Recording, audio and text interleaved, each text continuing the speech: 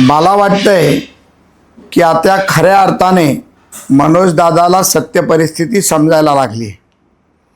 ज्या पद्धतीमध्ये मागच्या 15-20 दिवसापासून आम्ही मनोज दादाबरोबर चर्चा करत होतो, किंबहुना त्यांना वाटत होतं की आम्ही वाद घालत होतो, आज त्यांच्या डोळ्यासमोर सत्य आलंय। ज्या पद्धतीमध्ये काल सन्माननीय शरद पवार साहेबांनी वक्तव्य केलं की ओबीसी समाजाचे नेते आणि मराठा समाजाचे नेते हाके जी आणि मनोज दादा यांना एकत्र बसवून चर्चा करा।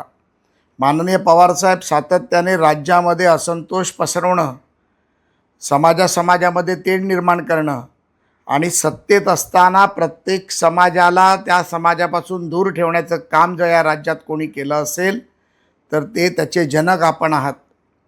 त्यामुळे माननीय देवेंद्र फडणवीसांनी दिलेलं आरक्षण देखील चुकीचं आहे हे समाजामध्ये आपण पसरवण्याचं काम करता आणि मग अचानक काही विद्वान तुमच्या बाजूने उभे राहतात, काही राज्यविरोधी कारवाया करणारी लोक उभी राहतात आणि ते त्यांच्या तोंडून बोलतात, पण ती खरी शिकवण आपली असते आणि राज्यात असंतोष पसरवण्याचं काम हे सातत्याने तुम्ही करता।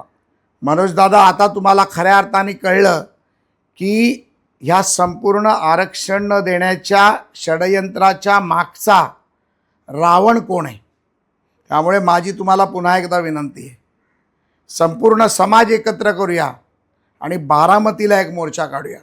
संपूर्ण समाज एकत्र करूया आणि मातोश्रीला एक मोर्चा काढूया।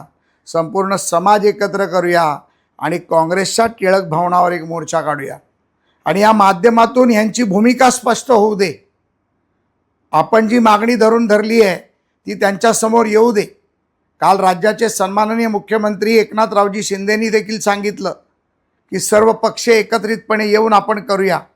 आंदोलकांना एकत्र करण्याची पवारसाहेब गरज नाही आहे, तर समाजामध्ये तुमच्यासारखी नेतृत्व ज्यांनी सत्तेत होते, मुख्यमंत्रीपद भूषवले, ज्यांना सत्तेत पुन्हा यायचं आहे आणि समाजामध्ये तेढ निर्माण करायची, अशा लोकांची भूमिका निर्माण होणं गरजेचं आहे।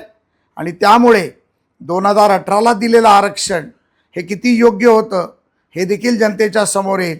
EWSच्या दिलेल्या भूमिका किती योग्य आहेत हे देखील समाजाच्या समोर येईल। ओबीसी असेल, धनगर असेल, मराठा असेल, आदिवासी असेल, या प्रत्येक समाजाला एकत्र घेऊन चालण्याचं काम महायुतीचं सरकार करतं आहे। त्यामध्ये तेढ निर्माण करू नका। पवारसाहेब, माझी हात जोडून तुम्हाला विनंती आहे, या बाबतीत आता पुढाकार घ्या, कारण लोकांसमोर आता तुमच्या दुटप्पी भूमिका समोर यायला लागल्यात आणि या माध्यमातून जनतेला देखील स्पष्ट व्हायला लागलं आहे। तर चला मनोज दादा, एकत्र येऊया आणि मराठाच्या आरक्षणासाठी आपण पवारसाहेबांना जाब विचारूया, ही माझी तुम्हाला विनंती आहे। धन्यवाद।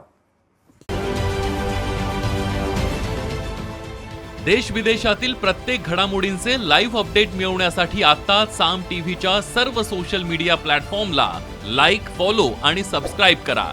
तसंच सर्व नोटिफिकेशनसाठी बेल आयकॉन प्रेस करायला विसरू नका।